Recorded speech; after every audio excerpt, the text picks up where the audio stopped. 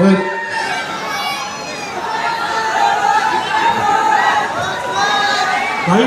काही प्रश्न रोहित भाऊंना विचारायचं का नाही विचारायचं? शहीद आफ्रिला 6 षटकार रोहित भाऊंना मी विचारतो शहीद आफ्रिला 6 की षटकार आमच्या ग्रामीण भागामध्ये आणि कर्जत जामखेडमध्ये आल्यानंतर आणि राशींच्या या पवित्र भूमीमध्ये आल्यानंतर तुम्हाला कसं वाटतं? पवित्र वाटतंय मला. World cup जिंकवा. मी जेव्हा आपण गाडीमध्ये येत होतो तेव्हा मी फील करत होतो गाडीमध्ये किती सुकून आहे इकडे. आणि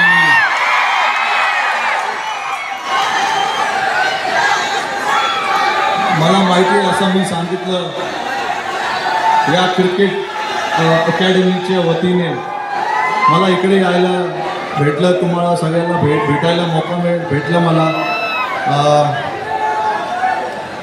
भरपूर आनंद झाला मला. मी प्रयत्न करणार पुढे परत इकडे यायला.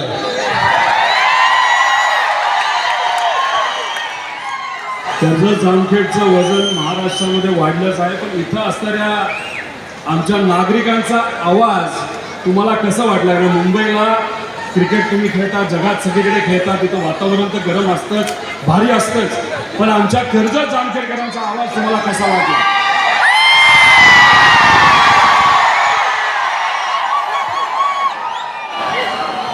स्टेडियमपेक्षा मोठं.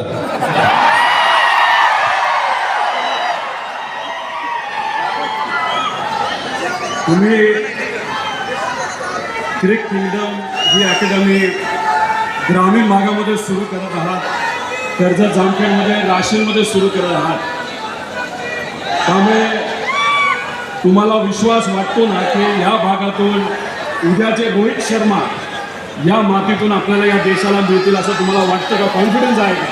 भरपूर कॉन्फिडन्स आहे, कारण की मी बघतो इकडे सगळ्यांमध्ये केवढं पॅशन आहे, क्रिकेटचं पॅशन आहे.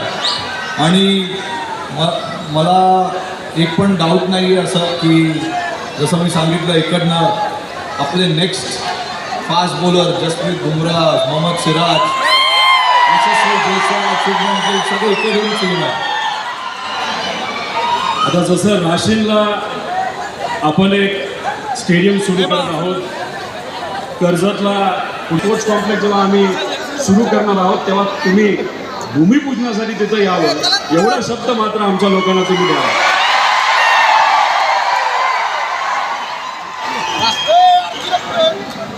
माझं क्रिकेट कमिटमेंट नसणार, मी इकडे नक्कीच येणार. आणि अख्ख्या भारताकडनं एक विनंती रोहित भाऊंना इथं करतो, हमको और एक